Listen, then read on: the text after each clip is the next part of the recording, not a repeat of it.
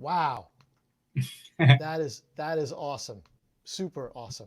Hey everybody, welcome to Sabian Education Network webinar.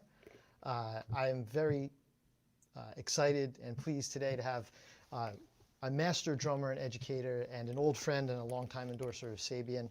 I'm proud to welcome Mr. Dafnis Prieto. Welcome, Dafnis. Thank you, Joe. Thank you for having me. It's a great pleasure to be here and great to see you again. Great to see you again. We last met up. You were gracious enough to join us in Miami when we did an SEN event there, back in the old world before. That's right. When we were together in a room and everybody shake hands and hug each other. Exactly. And so hopefully someday we'll be doing that again. Oh yeah. Oh, yeah. So for those who are just joining us, welcome. You know the drill.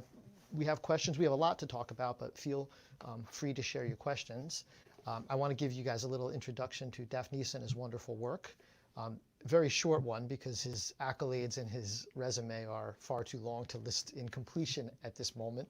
But he's a 2011 MacArthur Fellowship Award winner, has multiple Grammy and Latin Grammy nominations for his works, especially for 2018's recording Back to the Sunset, which I think that's what we were just hearing a little of, right? Yeah, that's the one we were listening to. That's the one that we won the Grammy with. And congratulations on that. Thank you. Well deserved. And this is a Sabian Education Network webinar, and Dafnis's education credentials are unbelievable. He's conducted clinics and master classes and workshops all over the world. Is a former faculty member of jazz studies at NYU from 2005 to 2014, a current faculty member at the Frost School of Music in Miami, and has 7 acclaimed recordings as a leader. Is that still the correct number? Yes, 7 it is. I'm getting ready for the 8th one now. Oh, awesome. And has worked on various grants and fellowships, including some very interesting ones in the area of dance with places like the Museum of Modern Art in New York, which is really interesting. And of course has also performed as a sideman with artists such as Michel Camilo, Chucho Valdez, Eddie Palmieri, and many, many more, and has a couple of great books out, one of which is called A World of Rhythmic Possibilities. Another one, the newer one, is called Rhythmic Synchronicity. And as I said, he's a Sabian artist. So that's just a short little overview. So what an honor to have you. Thank you for joining us again. Thank you. Thank you for the invitation. I appreciate it. So let's see, where should we start? We have a lot to cover today. I think what we'll do is maybe work from past to present. Okay. I want to leave plenty of time to get to current projects, but just for all of us educators watching, can you talk a little bit about starting out in Cuba? Who were your mentors? Did you have drum teachers like in the traditional sense, or? That's a very interesting question. You nail it right on the spot, because I'm for most of the part, I'm actually self-taught on drum set. I did classical training on classical percussion for about 8 years in the whole 4 years in my hometown and 4 years in the National School of Music in Havana. But I'm self-taught basically on drums. I didn't really have a formal teacher, but I had, I've received great influences and great inspiration, which is part of the process of learning. It's part of the process of having someone teach you something. There are different levels of it. So you can capture something. Someone can be teaching you something without that person even knowing it. And that's what happens in a performance settings, right? So there are different levels of that educational aspect of it. and I consider it all, part of my, obviously, my learning process. And I thank them as if they were teaching me in a room, step by step, because I had to develop also the great skill of trying to figure it out by my own, things, and try to organize stuff in the mind so that I can put them together. And I had one of a very which I still have a great relation with him, a teacher that I had in Havana in the National School of Music, and he was one of the classical teachers. He taught me snare and also xylophone, and yeah, his name is Roberto Concesión, and he's a great friend now, and he's still a great teacher for many percussionists and drummers in Cuba. Currently, he's teaching. He's like 80 something, 81 or 82. Yeah, he's a great. He. What I love about him, and what I think everybody love about him, is not only what he gives you as the contents of the material to work with in the musical sense, but also so much of the humble aspect of it, the dedication, also the passion, and all the things that really is what combines all what we do as a a fulfillment in a way, because there are so many elements. But anyway, that's that. But I didn't really have a specific teacher, drum set teacher. I've learned from so many, just watching and listening. Yeah. I love it. You're not the first of our guests, but that talk about someone who taught that maybe is not a household name among teachers, but to share his name, it's just the influence he had on you, just so wonderful. So you did have classical percussion training, Yeah. At the university, and when did you? So were you like shedding drum set on your own, like from a young age, but taking the classical course of study and Yes. practicing piano and stuff too? Yeah. Here's the scenario. I obviously I didn't. Well, not obviously, but I didn't have drums in my house. So I had a drum set in a room in the school. So I was always looking forward to go back. I was actually kind of staying for the whole week in the school when I was from the age of 10. From 10 to 15, I was kind of intern in a school. So I was going to school on Sundays and coming back home on Fridays. Okay. So I was the whole week there, and there was a room which we shared the key, and they had the drum set. And then I start practicing on my own. And, the teachers always play around us, some drums and stuff, and you get to see it, and the whole thing. And I saw a great drummer also in Santa Clara, in Cuba, where I am from. His name is El Peje. He's a great friend of mine also now, and he was a great inspiration for me. He used to play in a big band. They play charts like Minor Ferguson charts and some, Herbie Hancock big band arrangements and stuff like that. Really cool. And he was very, very virtuosic, great, great to watch, a drummer. And anyways, he was a great inspiration. And that was the situation. And yeah, I started studying drums on my own. And then I put together kind of my own methodology. That's how I start developing my own kind of exercises for independence and coordination and stuff like that through the stick control, because the stick control is the book that we had as the classical training to go through. Anyways, and then yes, I did also the classical piano, which is part of the training, of the classical training, and it was fun. I really learned so much, and mostly because it opened myself up to so many different kind of music, coming all the way from the Renaissance all the way into the contemporary, classical music. So it was an unbelievable, cultural experience in a way. Right. Anthony, thank you for that. I turned my volume up. If you guys still can't hear me as well, let me know. I have a question, but first a small question. When Yeah. you were at the school and you said you had the shared key to the room, did you have access to the drums to practice as much as you wanted? Well, the school, there are restricted times that you can go up to the places where they have, it's up to, I don't know, it was until 10 o'clock at night or something like that. But yeah, I could go, as long as I have to go to classes, and the schedule was kind of full, in a sense of we had either or doing the regular classes like math and science and stuff like that, and then in the afternoon music, or vice versa.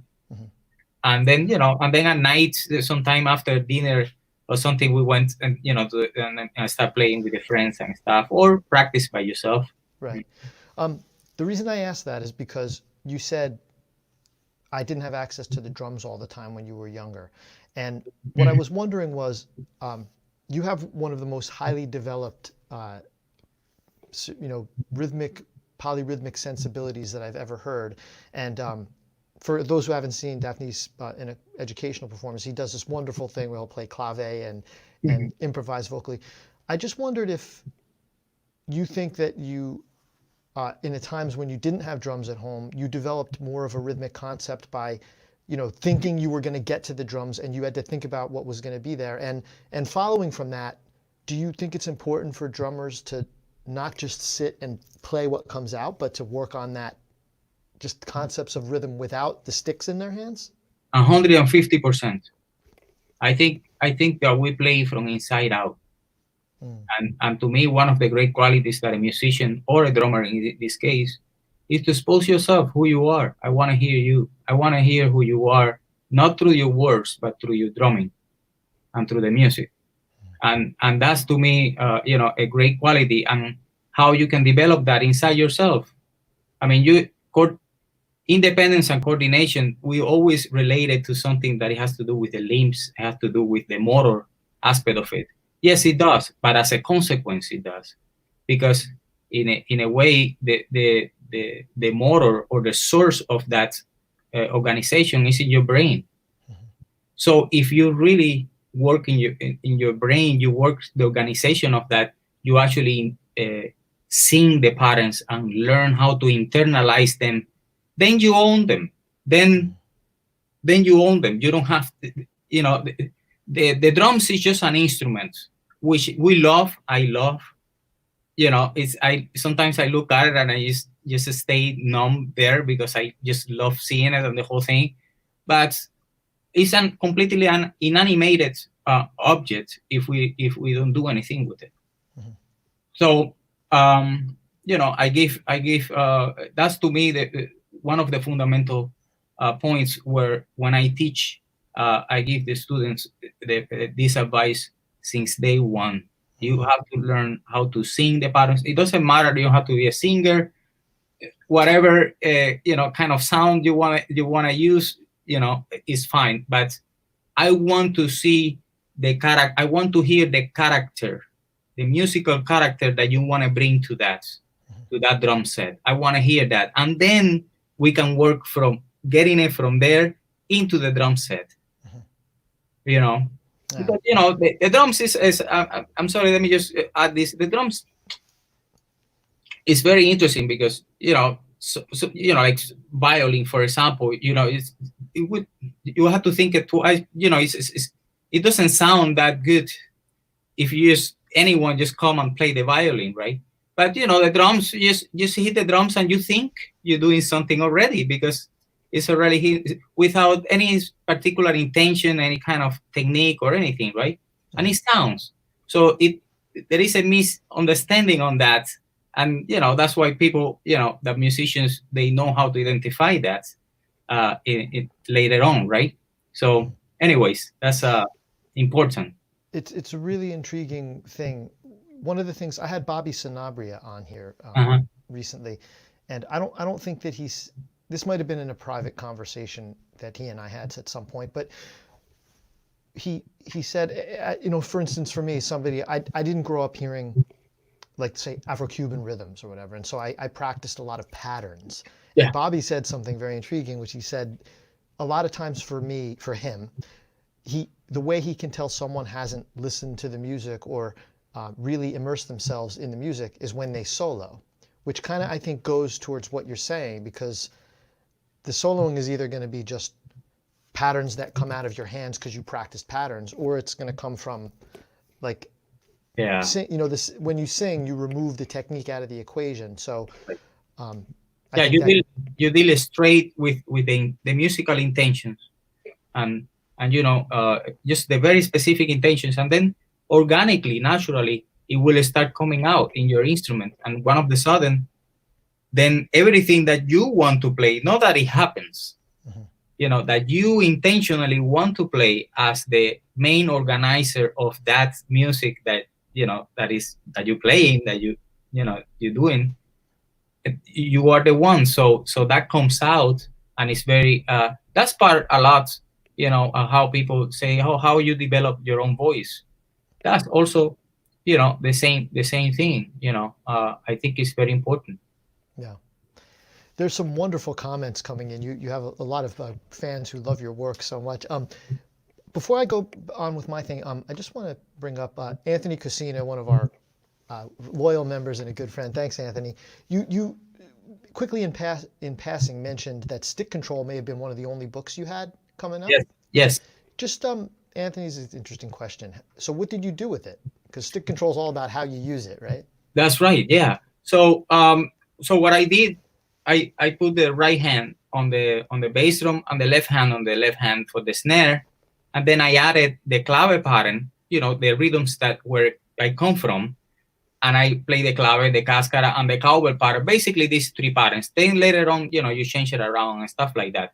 And then, I created, for example, I like to see the clave in one bar as a 16 notes subdivision. So it would be 1, 2, 3, 4, tan, tan, tan, tan, tan, tan, tan, tan, tan, tan. That would be the rumba clave, right? 3, 2. So then what I did with it, I'm going to actually clap now the clave, and I did, for example, in 8th notes, let me say, they do the paradiddle, right? Tum tan tum tum tan tum tan tan tum tan tum tum tan tum tan tan tum tan tum tum tan tum tan tan. Now that's in 8th note. Now in 16, tutaku tuka tutata kutaku kutaku tata kutaku kutaku tata kutaku kutaku tata kutaku kutaku tata kutaku kutaku tata. Now then I say, how can I develop syncopation? So I displace the stick control 1/16 note. So I do it now. I do the second 16 note and the fourth 16 note of each beat. So this is the paradiddle now displaced, and which it helped me a lot for the syncopation. For example, 1, 2, 3, 4. Tum tan tum tum tan tum tan tan tum tan tum tum tan tum tan tan tum tan tum tum tan tum tan ta tum ta tum tum ta tum ta ta. 1, 2, 3, 4. Tum ta tum ta ta. Now when you put all that together, now you can improvise, and now you can do all these amazing things with that facility. Relax, Do you think so? The things that you're doing with your voice against it, when you do that with your voice, do you feel like that when you go to do it with your sticks in your hands, that if you're doing it with your voice like that you're going to be able to do it fast, like learn it faster once the sticks are in your hand? Oh, definitely, because you organize it. You already have it organized in your brain. When you have it organized, you internalize it.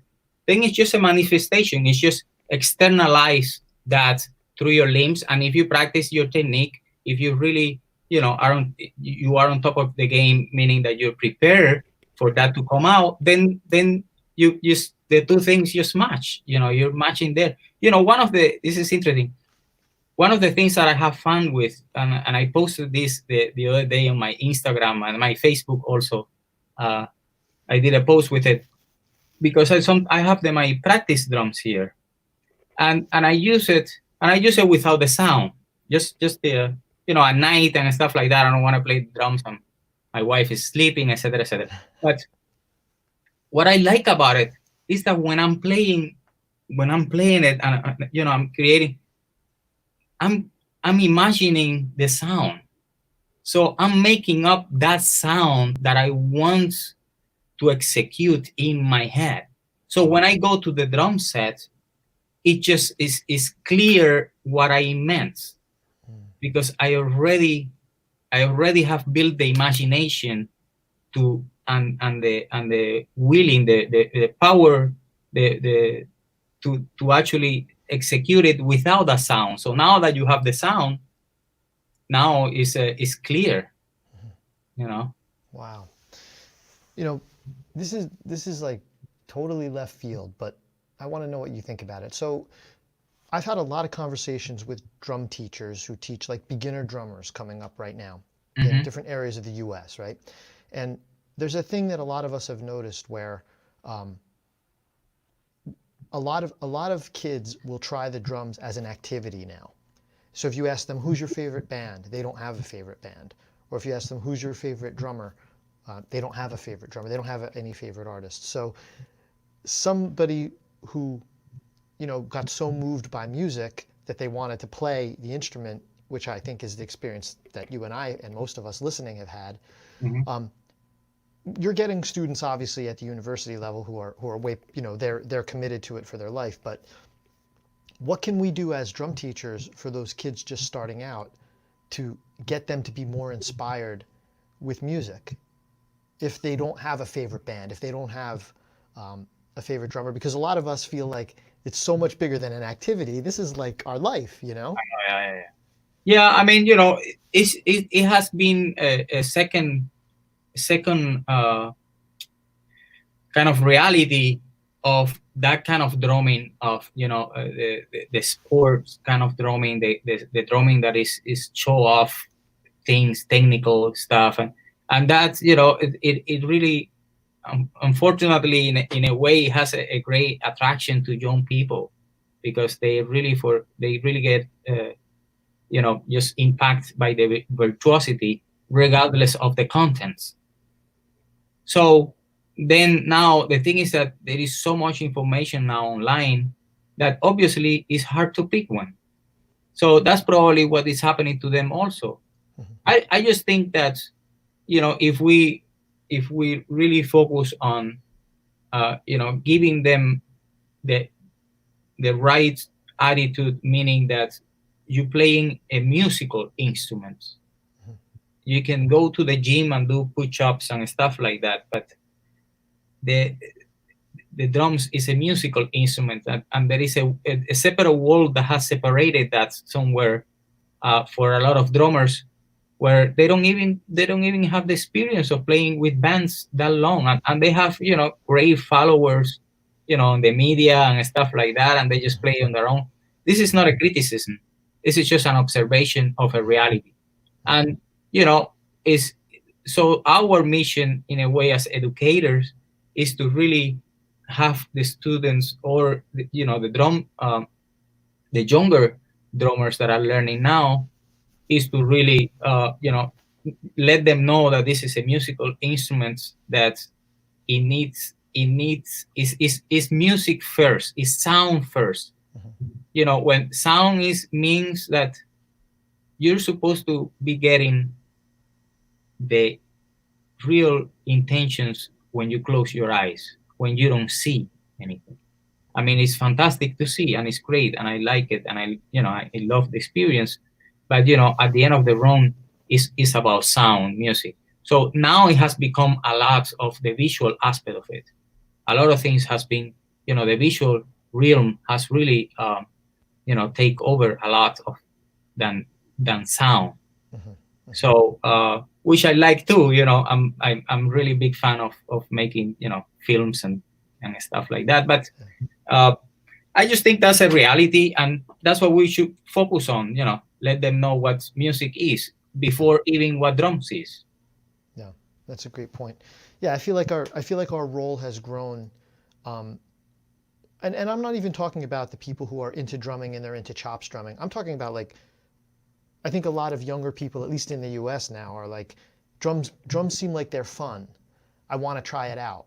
But they're lacking the spark of musical inspiration that the past generation has. So I feel like that's become our job, is to not only teach them drumming, but to teach them to hopefully lead them to the water and get them inspired by the music too. Right. Yeah. That's important. Let's take a little turn and talk about your books, because Yes. we have lots of teachers watching and they'd like to know how to use your book. So why don't we start with, this was your first book, Yes. A World of Rhythmic Possibilities, and it truly is a world because it's quite thick. So maybe you can talk a little bit about this book and how we may use it in drum teaching. Yeah, the book is basically it has like 10 or 12 chapters. I forgot now. And each chapter has kind of a connection and at the same time its own world by itself. I actually have a chapter there that is called a personal experience, and that's what I talk about. You know, the exercises that I developed with the stick control and what we just talked earlier now, right? And also I have a chapter, for example, on the relationship between the cascara and the clave, but the name of the chapter is the relationship and beyond. So the beyond aspect of it is the one that I personalize, and I start displacing the patterns and try to get different patterns out of it, out of that relationship. And then there is a chapter on Max Roach, which I call Max in Clave. You know, it's just there are different. It's so much information that there are chapters that doesn't even have a notation or any kind of. So it's all text, and it's just, for example, a story that it has to do with me and the drums, or you know, some kind of philosophical, you know, thought or idea or concept. So yeah, it has a lot of things. There is a chapter also is called Technically Speaking, where I talk about the weaker left hand and the exercises that I've developed to kind of you know, bring that up, and you know, just many things. And then it finished up with perception and awareness of rhythm, which I go beyond in a sense of getting into a relative pulse and the relativity of time and stuff like that, and a concept that I really am into, and that I developed through my drumming, which is basically, you know, playing with elasticity intentionally, opposite to what most of people are actually you know, looking at, which is precision and being as exact as possible. But this is, you know, this concept is the opposite of that. So I mean, there are so many different chapters and stuff in it. There's, I know that you, for those who haven't seen it, there's a lot of explanation and there's a lot of attention given to what you were talking about earlier, which is developing, you know, you talk about actually developing something that's coming from here and your own ideas with, and your own concept with these ideas, not just practicing the patterns, which is rarely touched upon in books, which I found really intriguing. We have a good question here, but I just want to make sure that you guys know you can go get this from your site. Do I have it right on there, Dafnis? Yes, my website. Yep. Yes, the website I can see it here. Yeah, that's right. Okay. DafnisMusic.com. That's right. And we can show very quickly. We'll just take a look at that. So this is on your site here, and all your books and your recordings are also available there, right? Yeah, everything is there. Actually, that's the only place you are going to find my books. And now soon, in about a week or 10 days, I would like to invite everyone to come to the website. I will send actually, you know, I will post it on the media and stuff. I'm preparing very, very exciting drum lessons that I'm going to be posting on the website. Just about all of this that we just talked, and some other like lessons of just about groove, like Latin groove that I played and stuff like that. So I've been working really hard to make this happen and to have it really, you know, see if we can release it in a week or 10 days at the moment. Wow. I'm just going through a few of the pages on the site. So you have, you guys should go on there and check out. He has some great YouTube videos from all the different projects and links to everything. as well as the books, and including your newest book, which is Rhythmic Synchronicity. Yes. Oh, but I don't see, it doesn't seem to bring up that page. Well, you have to scroll down. Oh, okay. Let me scroll down here. Just keep going. There we go. Is it changing? Do you see it change? Oh, yeah, good. Yeah, it did. I'm learning stuff as we do this, by the way, just FYI. So maybe talk about this book a little bit. Yeah, this book is actually this is a book of a course that I developed. I created at the Frost School of Music, where I've been teaching for like 5 years already. And this is just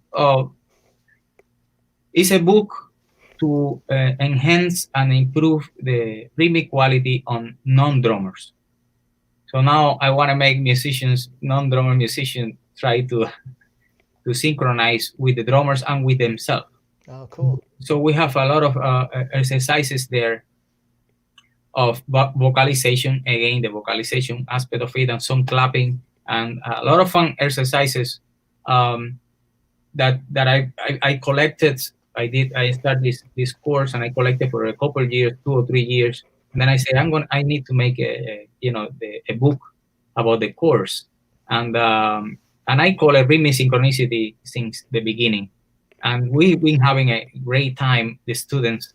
It's very interesting because, obviously a lot of the students that come, they don't come from the same my cultural background, which is very rhythmic cultural background. And then they start, it's challenging. At the beginning is kind of, it's the basics and stuff like that in terms of subdivision, in terms of what the syncopation means and all this. And then little by little, they start, seeing and experience all this amount of information. And one of the sudden is the end of the semester, and they clapping a sequence of 6 bars by memory and singing footprints on top of it. Wow.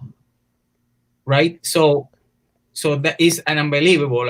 All those examples are in the book, but it's unbelievable how one person that knew only so little about the rhythm and the independence and the whole thing, by the end of the 3.5 or 4 months and a half or so, he's already doing it, and it's just impressive. And that's my that's what I take home with me.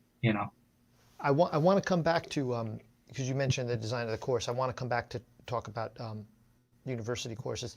But how about you want to take a couple of questions? There's a couple of good questions. Sure, of course. So this one's from Gil Flores. Thanks, Gil. Michel Camilo is very particular about his drummers. What do you think you added to his music? I added me. I added me. I always tell everyone, I have no choice by being myself. Everyone else is taken. That's actually a saying by, I think, Oscar Wilde. Yeah. So, but that's hard. I don't know. I mean, I brought my style, the way I play, but it's up to you to give me that. I'm doing this from the inside out. So I have a different perspective out of it. Yeah, I think part of the I would call the background or even the baggage of a question like that, excuse me, is when you're playing with an artist that's played with legends like Dave Weckl and people like that. Yeah. You have to have a certain peace and confidence with yourself to not think about the other guy that might have played the gig. Right. Yeah, but in this case, for example, for me, that's very easy because I have no other choice. See, I have developed so strong my own vocabulary and what I play that even if I try, I couldn't. So to me, it's just what it is. In that sense, that's what I'm saying. Just trying to be me. But I understand the question itself, and I feel that too.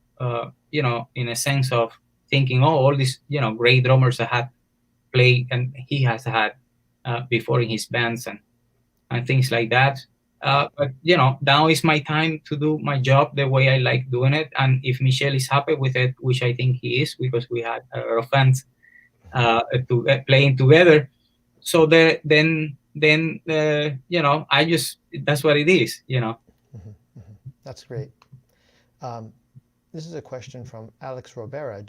Well, he's saying, have you heard of Indian konakol? Do you use any Indian concepts or employ any of that in your playing consciously or study it? Yeah, I've learned from a ton from Indian music, mostly South Indian. I've been actually in India for like 3 or 4 times already, and I like the concept of really that's the same. Konakol is actually what happens to many of the musicians before going even to their instruments, and they keep developing that, and is actually that vocalization of the intent of the musical intention or the organization of sound and that you want to do, specifically now in rhythm, right? So, but I don't use it. It's not like I'm imitating and I'm, stealing a phrase from there. Oh, I'm going to put this phrase here and stuff like. What I do when I do the vocalization with the clave, in this case, for example, I'm just going for improvising. And also in Cuba, there are people that have done somehow this kind of vocalization, rhythmic vocalization. We have Peyo Lafrocan, who's the one that created the rhythm and the style of music called Mozambique. The Mozambique created the music. Mozambique created in Cuba. Peyo Lafrocan, he did that kind of vocalization while he was playing with other, and there are some great records of him, imitating and talking on top of the music and just singing each part of what's, let's say, a full band is playing and stuff like that. And we have also a great musician named Bobby Carcases, who's kind of a showman, and he does a lot of things. He plays percussion, piano, flugelhorn, and sing and dance and acts and everything. And he does that kind of vocalization also. I mean, it's not what I'm trying to say is that it's not something only from India that I got that information from. And yes, Indian music has influenced me a lot. But one thing is influence and the other thing is imitation or copying. They are two different things. So anyways, I know what konakol is. I have friends in India. I know it. I study Indian rhythms and stuff like that. I think there's a wonderful common theme there because it's with the vocalization and knowing, just to use a simple example, like if you're singing a pattern of 5 notes, like we see Steve Smith do in a lot of his clinics, which I love. Learning to play the 5 notes isn't really that hard, but once you get into the moment and you're playing the 5 notes and you're not already aware of where you are anymore, then it's useless. So you can develop that only by, like, if you can't sing it, then you can't do it at all. Like, you can't use it, right? So it's the same as what you were saying earlier. Yeah, it's exactly the same. Yes. Let me take one more question before we go off. This is from Mario Pereira. Hello from Puerto Rico. Hello, Mario. Thanks for joining us. Question: what are your thoughts or methods on transferring and applying percussion patterns to the drum set? My thoughts, I think that's what we've been doing all this time. Not only in Latin music, but in all kind of music.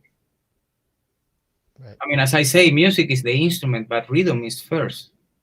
Rhythm wasn't created when the drums was created. Right. Rhythm was created thousands and thousands of years ago. And, so we are doing that. And before the drum set, trap set, or whatever you want to call it now, before that, we've been learning generation by generation. First, just with vocal, and then we get into the hand percussion, then into different kind of percussion, then into a multi universal, level of so many different kind of vocabularies and information like that. And then we have the drum set, which is pretty recently, compared to all this stuff that happened before, right? So that's what we've been doing. I think I love the concept. I do it a lot. I've been influenced. I actually, before being a drum set player, I was a percussionist myself. So I did that in first hand, just transferring from this side of the brain to this side of the brain. I'm completely pro that. And also, there's a certain vocabulary that drummers use. There is a certain vocabulary that percussionists use. Right. There are a vocabulary that some drummers know how to use from the percussion. There's some vocabulary that percussionists know how to use from the drummers. There are different. It's just so different, right? But in my case, yeah, I'm completely pro that, for sure. Right. And then there's the issue of, playing with percussionists when you just know patterns, but maybe, you have to know the environment that you're existing in. You can't play just the patterns if they're being played by somebody else, or they're conflicting with being played. So I think that's where the question comes, is like, no, there's always a field of play, I would call it, where your personality has to exist within the field of play. So you bring yourself to Michelle's gig, but you're still knowing all of the sort of borders of where you can stay. And that's just, I think, part of why it can be a little intimidating, let's say, that if you haven't played a lot of a certain type of music, but you aspire to play it, to know what to do sometimes, Yeah, I mean, behind the music is not only, the parts of, let's say, practicing actively on top of your instrument, but there is a lot of research, a lot of listening, a lot of thinking, a lot of preparation that you have to do off the instrument, And one of the things that I always advise is relationship. How am I going to play with a bass player if I don't know what the bass player is playing? Right. If I don't know what you're saying to me, how am I going to say to you to say what? What I'm saying to you is basically what I've practiced at home, but there is not conversation at that moment. It's only, this is what I got and this is what you got. So there are separate bubbles, right? But the most important thing on music is to make it a huge bubble, so we are all in it. We are all part of it, and we are all conscious of what everybody else is doing. And that's a very important thing that musicians and drummers should do. Right. I think. And it's just such a beautiful thing. Like, I love hosting these sessions, especially with someone, you're so thoughtful and intelligent, and everything is so, but we have none of this planned. We know each other, but we're just exchanging in this moment, but we're bringing everything. Yeah. I feel like all of the great musicians that we talk to, you can feel that part of us. We want that interaction, but sometimes we forget it when we just get into practicing patterns. Yeah, I know, because we forget, we take away the playing away from life. Wow. We take it away from it's part of life. It's a communication device. It is an intention behind it. There is a reason for it. There are all these things that sometimes it tends to be overseen. You're a wise man. You truly are. I love it. Let's talk about your work as an artist. So I find it fascinating with all you do and all the teaching you do. Obviously, you're composing for your bands. Is that like an ongoing process? Like, Never stop. So talk about that. Like, do you have like a compendium of ideas that will hit you if you're like, walking down the street to the, and what's your methodology? Well, I developed my methodology. Actually, when I arrived into New York, I started having this urge feeling of just write your music, just write your music, and I start seeing it as creating my own water to swim. I was playing with a lot of great, artists and stuff like that, and that was great, and I had a great. But I have a feeling inside myself of having that need of expressing myself not only through the drum set but through a concept of music in general. So, anyways, one of the things that I did, I walked around with at that time we didn't have smartphones. We had the early Motorola's and all these funny phones that we can see now funny, but that was great at that time. Anyways, so I bought a recorder from a store, and I just record everything, and I walked around the city whenever I had an idea in the subway, any idea, not only musical idea, but any idea that would in a way merge into, it will become that kind of composition, either a concept or a specific music idea. And I did that, and I still do it. And but now, I have now a piano home, and I'm more at home now than when I was younger. So I can do it, faster. That came an idea into my mind, and then I put it out on the piano, right? Mm-hmm. So yeah, I just actually wrote all new music for a new record that is going to come out hopefully in October for my sextet. So that's going to be a very exciting album also. Oh, that's great. Yeah, no, I mean, it becomes a necessity. It becomes a way. It's almost a meditation. It's almost something that you need to do, like drinking a glass of water, or or anything. It just becomes part of who you are. Well, it's amazing. And do you once you have the composition, like with the big band, do you do all the arranging? Yeah. Wow. Yeah. So that's a massively time-consuming process, right? You're making trombone charts, you're making trumpet charts. Oh man, I mean, that's only one side of the story. I'm a juggler by excellence, because I'm behind the website. I have a friend of mine who's actually helping me out since the big band record, Eric Oberstein. He's a great producer, and he's helping me out now with the website and a lot of other logistics behind my career. But now I'm actually, taking orders from the site, going to the post office, writing music, doing videos, which, the new video series that I'm going to post in 10 days or so on the website. I'm recording that. I'm writing music, and, it's just I'm trying, to keep creative and also productive, but at the same time efficient, because sometimes, I have a tendency to fly, or my mind just go, elsewhere, and then I forget there is a reality waiting for me when I come back. Right. But I find this really interesting. Do you enjoy running? Do you enjoy running the business? Like I enjoy it because I'm so in love with the idea of being self-efficient and autonomic. I always say that as an irony or a funny joke. When I created my own label that is now Dafnis Music, which is not only a label but everything else. Mm-hmm. And I say I don't need anyone to make myself poor. I can do that very well. We don't need help for that, right? Yeah. Well, it with the years it turns out that it becomes more very specific what I really want and what I really like with the years, right? So and I want things to be done in a very specific way.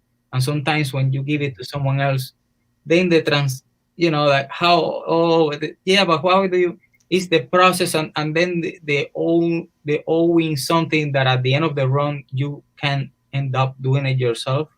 I mean, I'm not saying that I'm gonna end up making cymbals and drums and right, but right. At least defining and trying to control as much as possible that idea that you're really dreaming for, and not just leave it to the hands of, that's right. Just, I can do it. It's a lot of effort, but I do it with great passion, and I do it because I know I'm doing it for something that I love doing it. Wow, that's right?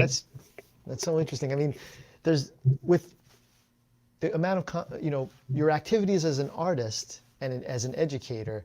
I mean, you really there's some people who teach and play. They just don't like running the business. They don't find, and I get the sense it's more than what you were hinting at is something I feel, which is that control freak. Like, Yeah, listen, yeah. you know, It has to do with that. yeah. But at the same time, I actually find it enjoyable. It's like, you work your whole life to get some recognition for you as a artist, and then even if you're running a teaching business and you have a following in your area, there's a lot of fun and satisfaction in running your project, Yeah, I mean, I don't mind to wear all these different hats. Uh, Nice. and I see myself in the post office, just online, With your mask on, my mask on, and and I say, well, I'm sending the book to someone who is interested in my book. So that's very meaningful to me. Now, if someone else does it for me, I don't know who he sent it to. I don't know how he did it. And it's the so and also it's a mix of a lot of things. It's really interesting how the business works, and this music business works, and the whole thing. So I don't want to get specific into that, but that has Yeah. really something that had helped me to make that kind of decision of doing all this amount of things by myself. Right. That really has helped, that the experience that I've had before, with labels, with a lot of things. So I say, well, I might as well just do it myself, humble. It might take more time. It might take a lot of, resting time away. But at the same time, I'm involved in something that is really, makes me wake up in the morning and have a smile in my face and move on through the day. And that every day is a bless. I think that's one of my blessings.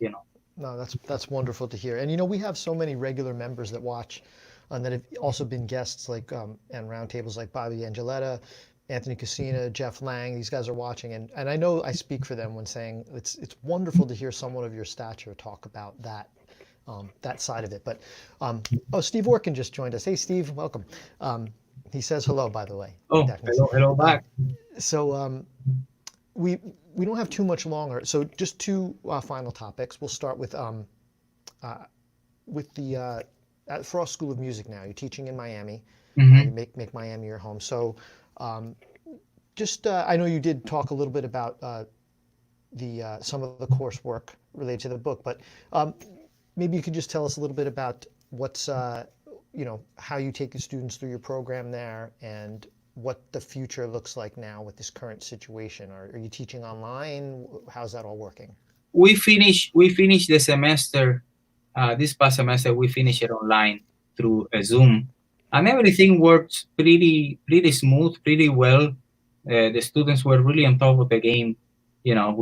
I was also, and we kept the same schedule as what I was doing at school, and I did drum lessons. I also did my ensembles, which we obviously kind of focus in something else. Obviously, cannot play live,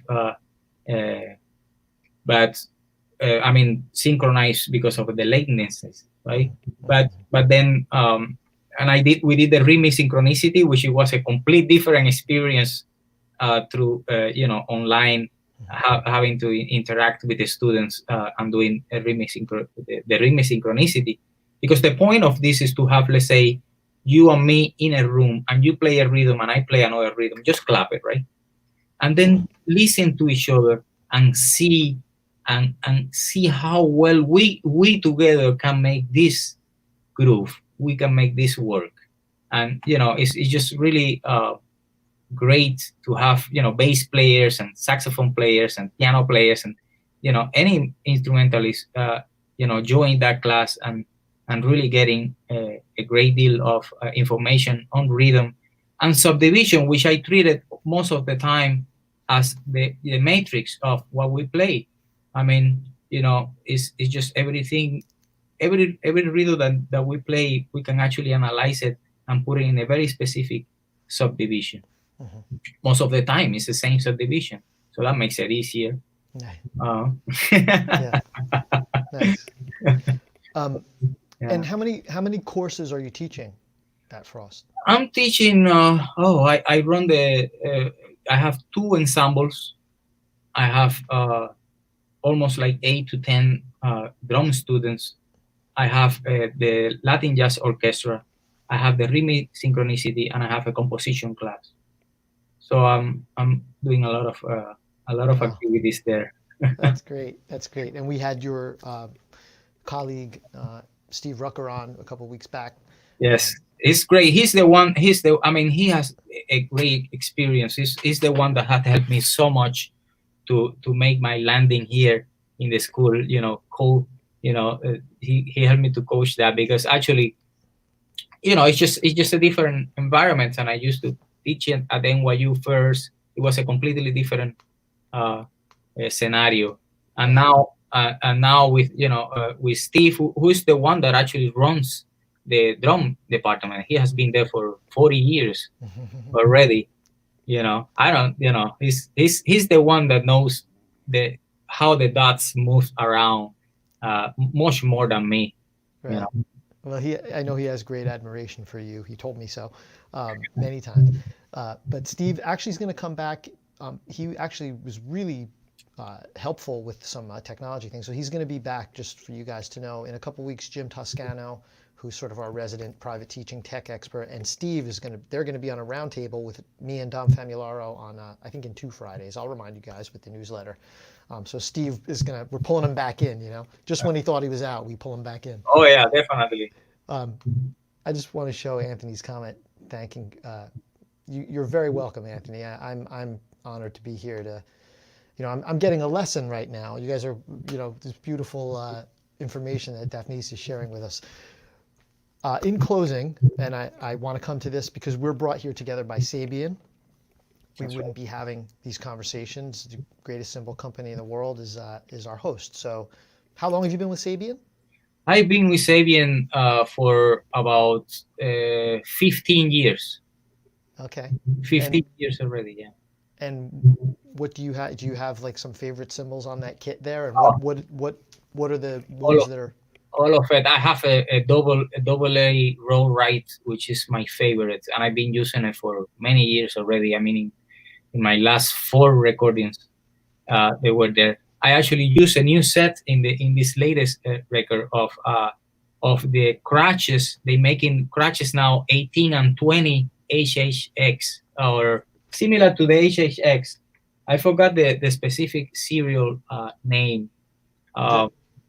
Say again, which ones? The HHX complex or? Yeah, I think so. They make it these ones. Let me just look at it. Can I do that? Yeah, go for it. Yeah. This one. Yeah, they are. Yeah, they are HHX, as I said. So these ones, you see. Oh, nice. Yeah. That's a 19. Oh, yeah. This is an 18. This is an 18, but they make it 20 also. And which model is it? It's complex thin crash. Oh yeah. Mm-hmm. I saw it actually now at Basic. This last Basic okay. in Minneapolis, and I told Chris, man, I love these ones. I need to get those. So he sent me a couple of them, and I love it, and I used it in the last record. I wanted to have this one. When you put it as a right, it has a more watchy sound.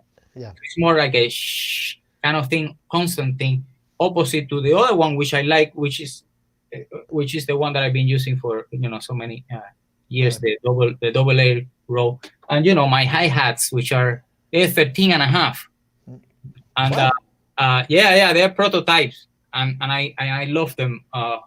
It's really, really unbelievable, very, very crispy sound. 15 and a half, you said? No, 13. Oh. And a half? Yeah, I think it's and a half. There is some half somewhere. Oh, really? There. The guys at the factory must hate you. No, I'm kidding. They have the codes. They have the codes. Oh, that's funny. So anyway, I want to thank you also, Joey, and I want to thank Sabian for all the support throughout these years and the amazing work they're doing not only on their own products, but now through the education activities that they're doing and the webinars, and you're doing a great job with with letting people know and inviting and having a greater and better community of drummers together. That's a great thing. So thank you for letting me be part of it. Oh, Dafnis, thank you so much. I'm always honored to have you especially involved. Whenever I think about the first time, I think the first time we actually met professionally, I interviewed you for the Hudson Music backstage at the Modern Drummer Festival. That's right. I was thinking about that. They said, when is the first time I met? When was it I met you? Oh, at the Modern Drummer. Yeah, that's 2008. Oh, wow. How the time goes by, right? Yeah, unbelievable. But anyway, as I said, for those who missed it, Dafnis was with us in Miami for an in-person event. And anytime I've asked him for anything for Sabian Education Network, he's always been so open with his wisdom. And I'm happy to call you a friend as well as somebody who I can have on as a guest here. So my pleasure. My pleasure. And I deeply appreciate your words. And that's our whole SEN mission is to welcome in everybody, all the different voices and different educators from everywhere. And, just keep throwing me your suggestions, and we'll keep trying to make it better and make us all better teachers and better players, Indeed. So on that note, Dom is going to be on, Dom Famularo will be on at 2 o'clock, just an hour from now, with Kevin Lehman on Dom's weekly Educator Spotlight. And I'll be back tomorrow with Dom at 2, and we'll have John Favicchia from the East Coast and Kevin Stevens from the West Coast. And actually, Kevin Stevens is a Steve Rucker student and graduate, now teaching at MI. And so that's what we have coming up, an exciting week. And I'll be back again next week. We have another artist webinar next week. It's Van Romain, who also studied with Steve Rucker. It's almost like I planned this, or he planned it, but I didn't. It's all his fault. He has been doing it for years. Yes. So that you can have that program at this moment and just don't have any other choice than calling him. Dafnis, you're a gentleman, a scholar, a good friend, and I'm honored to have you on. Thank you so much. Thank you. Thank you very much, Joey. Thank you. Okay, you guys, come back to see Dom in an hour. We'll see you next time. I'll see you guys all tomorrow. Have a good day. Bye-bye. All right, bye.